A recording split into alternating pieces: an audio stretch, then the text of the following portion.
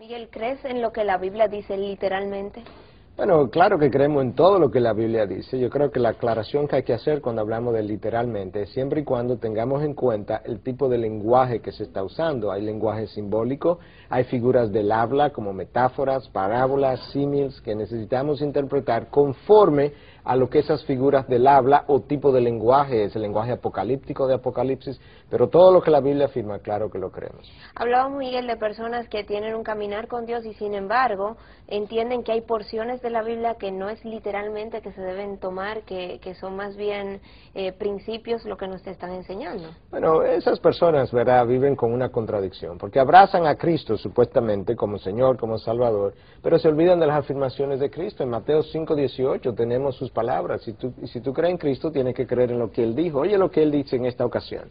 Porque en verdad os digo que hasta que pasen el cielo y la tierra, no se perderá ni la letra más pequeña, ni una tilde de la ley, hasta que toda se cumpla. ¿Esa tilde de la ley es la Biblia? Es una referencia en un contexto dado, es más una referencia al Antiguo Testamento, pero en el contexto mayor, cuando tú lo ves todo, realmente se está refiriendo a toda la palabra, porque de una u otra forma la palabra vuelve y afirma exactamente lo mismo, que todo tiene que ser cumplido al pie de la letra. Tú tienes en Juan 5:39 otra cita donde Cristo dice que ustedes escudriñan las Escrituras porque piensan que en ellas tienen vida eterna y ellas son las que dan testimonio de mí. En otras palabras, si creyeran las Escrituras no me estuvieran rechazando. Cristo afirma una y otra vez la validez de toda la Escritura. Hay pasajes de la Biblia, Miguel, que todos aceptan sin cuestionar. Sin embargo, otros lucen un poco más oscuros, más contradictorios. Y hablábamos hace un rato del ejemplo de aquel pasaje donde dice que Jesús duró 3 días y 3 noches en la tierra.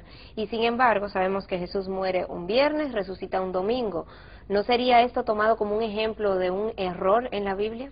Bueno, si lees la Biblia, ¿verdad?, en el lenguaje en que la tenemos y nunca te preguntas cómo fue escrita y qué pudo haber significado esas palabras o frases en el momento, entonces claro que con frecuencia te va a encontrar con cosas chocantes. Pero si te remontas a 2000 años atrás, en el contexto judío, ellos contaban los días de la siguiente forma. Un día completo o cualquier porción del día equivaldría a todo el día.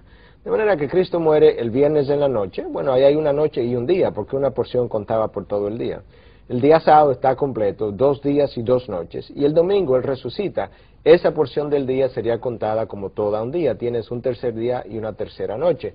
Necesitas saber en el contexto, en el momento, qué significaron las palabras y las frases. El gran teólogo Agustín dijo que los errores no vienen de la revelación de Dios, sino de la mala interpretación del hombre.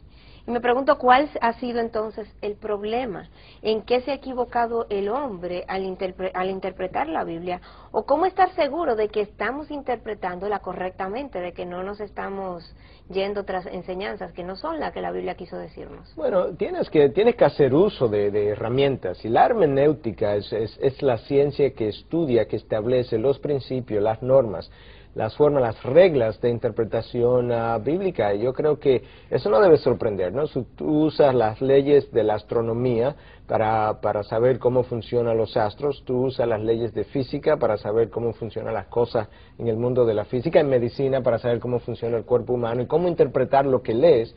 Igualmente con la hermenéutica la usa para saber qué dice la Biblia. Entonces, la hermenéutica se aplica para poder estudiar y mirar cómo se estudia, cuáles son las reglas de interpretación de la Biblia. Claro, la palabra hermenéutica viene de la raíz hermeu, si quieres, verá que es una palabra que significa interpretar, traducir, explicar. Es interesante porque el dios en la mitología griega, Hermes, era el mensajero de los dioses. De manera que la hermenéutica es la ciencia que te va a ayudar a interpretar el mensaje de Dios para el hombre.